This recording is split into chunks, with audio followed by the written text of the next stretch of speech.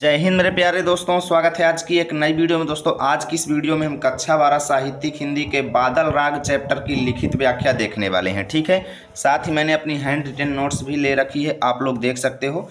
पहले मैं आपको बुक में समझाऊंगा, उसके बाद अपनी नोट्स में आपको संदर्भ, व्याख्या, काव्यगत सौंदर्य एक एक चीज़ आपको अच्छे से बताऊंगा। ठीक है, यदि आप इस वीडियो को अंतिम तक देख लेते हैं तो इस चैप्टर से रिलेटेड आपका सारा डाउट क्लियर हो जाएगा, ये मेरा आपसे वादा है। अगर आपको वीडियो अच्छा लगे तो प्लीज़ एक प्यारा सा लाइक कर देना और दोस्तों के पास शेयर कर देना। तो चलिए दोस्तों, आज की शानदार वीडियो को शुरू करते हैं और इस चैप्टर को आसानी से फिनिश करते हैं। ठीक है, तो यहाँ पे देखिएगा, कवि और निराला जी कहते हैं, किसको कहते हैं? बादलों को। ठीक है, बादल राग यानी बादलों का भाव यहाँ पे वर्णित किया गया है। देखिए, झूम झूम मृदु गरज गरज घनघोर, राग अमर अंबर में भर निज रोर, झर झर झर निर्झर गिरि सर में, घर मरु तरु मरमर सागर में, सरित तड़ित गति चकित पवन में, मन में बिजन गहन कानन में, आनन आनन में रव घोर कठोर, राग अमर अंबर में भर निज रोर। ठीक है, यहाँ से लेके यहाँ तक की पहले हम व्याख्या देखेंगे पहले चरण में, इसके बाद 3-4 चरण में इसको खत्म करेंगे। देखिए, कवि कहते हैं कि हे बादलों, कवि कहते हैं कि हे बादलों, तुम झूम झूम करके, मृदु माने मंद मंद, मृदु माने मंद मंद, गरज माने गरजो, घनघोर माने भयंकर गर्जना से, घनघोर मतलब भयंकर गर्जना से गरज गरज करके इस पूरी धरती को परिपूर्ण कर दो। देखिए, पहले लाइन का अर्थ क्या है?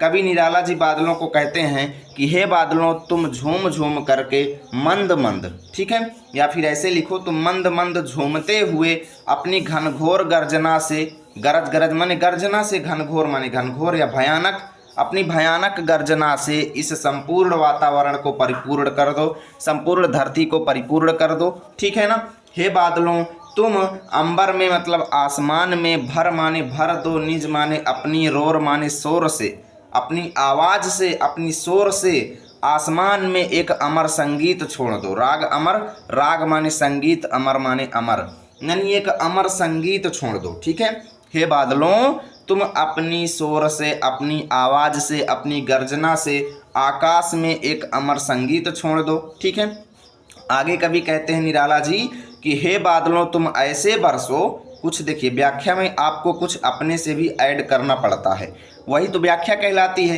अगर सब कुछ पद्यांश में ही मिल जाएगा तो फिर आपने क्या कला दिखाई, है ना?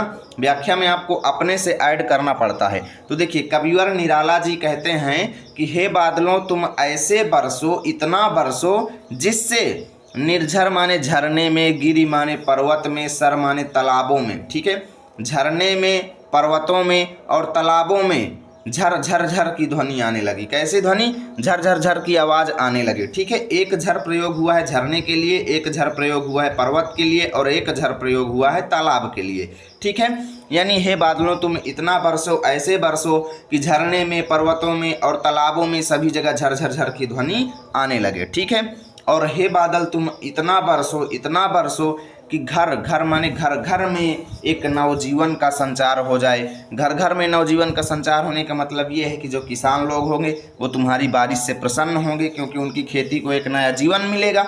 इसलिए हे बादलों, तुम ऐसे बरसो कि प्रत्येक घर में एक नवजीवन का संचार हो जाए। मरु माने मरुस्थल भूमि के, तरु माने वृक्ष जो हैं, मरुस्थल भूमि के वृक्ष जो हैं प्रसन्नता से परिपूर्ण होकर, हरियाली से परिपूर्ण होकर मरमर की ध्वनि करने लगे। ठीक है, इसका कोई अर्थ नहीं है, लेकिन आपको ऐसे ही लिखना है कि मरुस्थल के वृक्ष जो हैं मरमर की ध्वनि करने लगें और समुद्र में एक अलग ही आनंद आ जाए, समुद्र में क्या हो जाए? एक अलग ही प्रकार का जीवन परिपूर्ण हो जाए। ठीक है, आगे कभी कहते हैं कि सागर में मतलब समुद्र में, सरित माने नदियों में, समुद्र में, नदियों में, तड़ित माने बिजली की भांति, गति माने स्पीड आ जाए।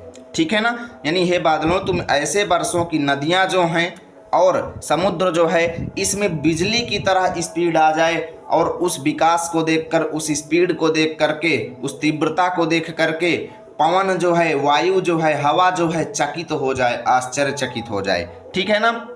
आगे कवि कहते हैं कि हे बादलों, तुम इतना बरसो कि प्रत्येक व्यक्ति के मन में, प्रत्येक व्यक्ति के मन में, और बिजन, बिजन माने निर्जन, यानी जहाँ पे कोई भी लोग ना रहते हों, बिजन माने सुनसान जगह। ठीक है, हे बादलों तुम इतना बरसो कि मन में, प्रत्येक व्यक्ति के मन में, सुनसान जगहों में और गहन माने घने, कानन माने जंगल में, घने जंगलों में, ठीक है। और आनन, आनन, आनन माने मुख होता है, मुख, मुंह जिसको कहते हैं, ठीक है। और प्रत्येक व्यक्ति के मुंहों में, यानी मुंह, मुंह में तुम क्या कर दो, रव माने ध्वनि, घोर माने भयानक, कठोर माने कठोर, प्रत्येक व्यक्ति के मन में कठोर ध्वनि भर दो, ठीक है। अब कठोर ध्वनि भरने का मतलब ये है कि प्रत्येक व्यक्ति के अंदर उतना तुम गुण उत्पन्न कर दो कि वो अपने सामने आने वाली प्रत्येक परिस्थिति से लड़ सके, ठीक है, प्रत्येक समस्या से वो लड़ सके, ठीक है।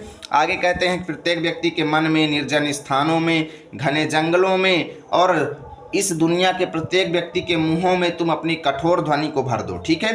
हे बादल, तुम अपने शोर से आकाश में एक अमर संगीत भर दो, ठीक है। अब यहाँ से लेकर के यहाँ तक की व्याख्या चलिए आपको बताते हैं। आपको एक तरफ लिखना है झूम झूम मृदु, दूसरी तरफ निज रोर, ठीक है, डैश डैश कर देना। संदर्भ में प्रस्तुत पद्यांश हमारी पाठ्य पुस्तक हिंदी में संकलित एवं सूर्यकांत त्रिपाठी निराला द्वारा रचित बादल राग नामक पाठ से अवतरित है। व्याख्या देखिए, कविवर निराला जी बादलों का आह्वान करते हुए कहते हैं कि हे बादलों, तुम मंद मंद झूमते हुए अपनी घनघोर गर्जना से संपूर्ण वातावरण को भर दो, अपनी शोर से आकाश में एक अमर संगीत छोड़ दो। हे बादलों, तुम धरती पर ऐसे बरसो जिससे झरझर की ध्वनि झरनों, पर्वतों एवं सरोवरों में भर जाए। तुम अपने स्वर से अमर संगीत प्रकृति के कण कण में नवजीवन का संचार करो, जिससे प्रत्येक घर नवजीवन की स्वर लहरी से परिपूर्ण हो जाए। तुम ऐसे बरसो जिससे मरुस्थल के वृक्ष हरे भरे होकर मरमर ध्वनि करते हुए लहराने लगें, समुद्र नदी आदि में बिजली की गति भर जाए, उसके विकास की गति को देखकर पवन भी आश्चर्यचकित हो जाए। प्रत्येक व्यक्ति के मन में गहन जंगलों में, सुनसान जगहों में, ठीक है, देखिएगा मन में कामा लगा हुआ है, गहन जंगलों में, सुनसान जगहों में तुम अपना अमर संगीत भर दो। प्रत्येक व्यक्ति को आनंद प्रदान करो, हर्षित करो और उन्हें विषम परिस्थितियों को सहन करने के लिए आवश्यक कठोरता प्रदान करो, ठीक है। तुम ऐसा मधुर एवं अमर संगीत पैदा करो जो संपूर्ण आकाश में भर जाए, ठीक है। अब देखिए, काव्यगत सौंदर्य, भाषा खड़ी बोली, शैली भावात्मक एवं प्रगीतात्मक, छंद मुक्त हो जाएगा, अलंकार पुनरुक्ति प्रकाश, मानवीकरण अनुप्रास, गुण प्रसाद शब्द शक्ति लक्षणा। चलिए दोस्तों, अब अगला पद्यांश देखते हैं। अरे वर्ष के हर्ष बरस तू, बरस बरस रसधार, पार ले चल तू मुझको, बहा दिखा मुझको भी निज गर्जन भैरव संसार, ठीक है। यहाँ तक की व्याख्या देखेंगे, गर्जन भैरव संसार तक की। अब देखिए, कभी यहाँ पर ये कहते हैं कि हे बादल, अरे माने हे बादल, तुम वर्ष माने संसार भर, यानी वर्ष माने साल भर, वर्ष माने साल भर, हर्ष माने प्रसन्नता पहुंचाने वाले हो।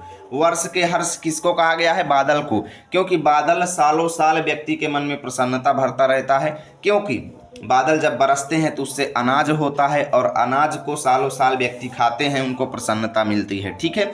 यानी हे बादल, तुम सालों साल व्यक्तियों को प्रसन्नचित करने वाले हो, सालों साल व्यक्तियों को सबसे अधिक प्रसन्न करने वाले, सबसे अधिक आनंद प्रदान करने वाले हो।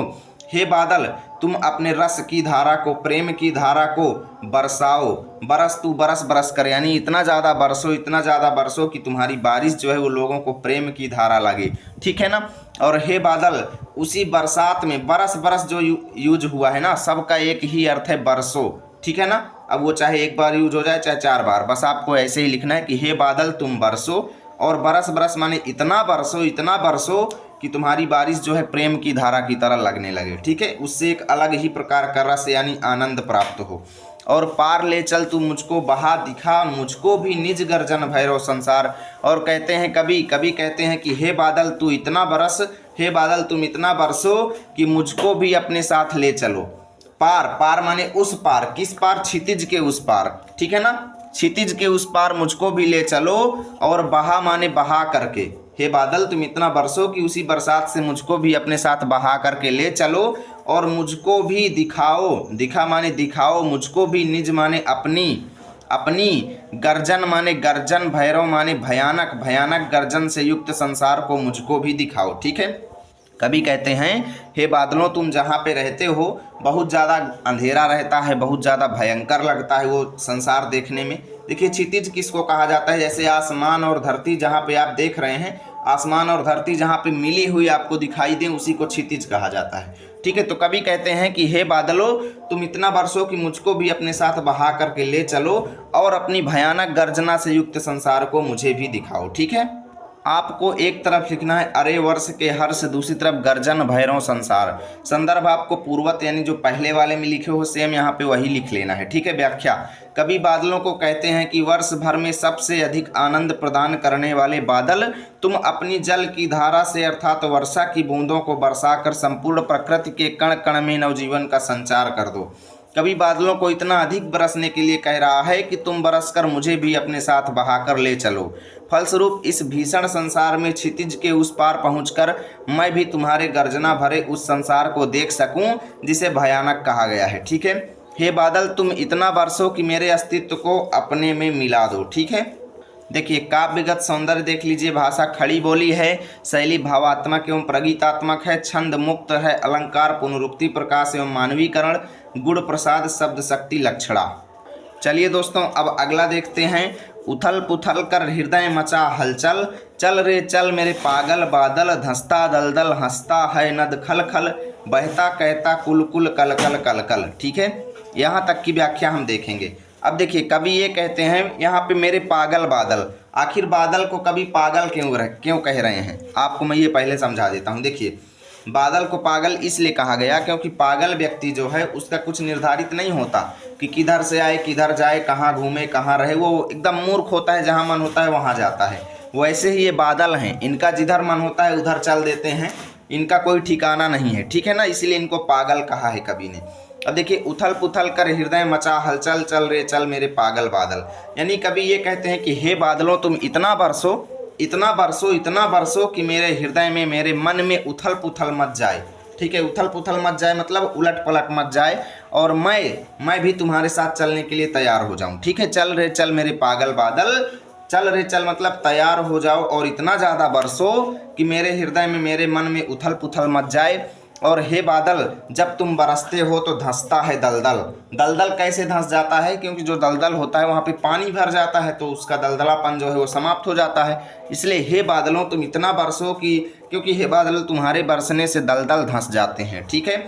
और तुम्हारे बरसने से, हे बादल, तुम्हारे बरसने से नद माने समुद्र जो है, खल खल माने खिलकारी मारते हुए, ठीक है, खिलकारी मारते हुए क्या करता है, हंसता है। समुद्र जो है किलकारी मारते हुए हंसता है, ठीक है, खिलखिला कर हंसता है। उसके बाद कवि कहते हैं बहता कहता कुल कुल कल कल कल कल, और जो नदियां हैं वो बहती हैं, कहता माने कहती हुई, कुल कुल की और कल कल की ध्वनि करते हुए नदियां बहती हैं जब तुम बरसते हो, ठीक है।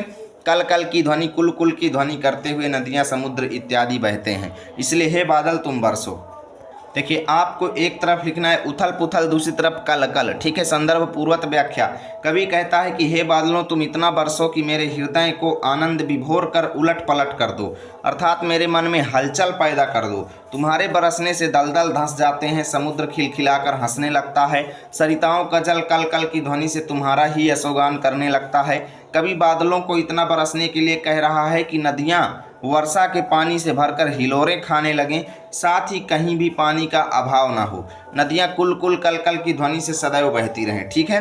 काव्यगत सौंदर्य देख लीजिए, भाषा खड़ी बोली, रस शांत, छंद मुक्त, अलंकार अनुप्रास, पुनरुक्ति प्रकाश, मानवीकरण, गुण प्रसाद, शब्द शक्ति, अभिधा एवं लक्षणा, शैली भावात्मक एवं प्रगीतात्मक।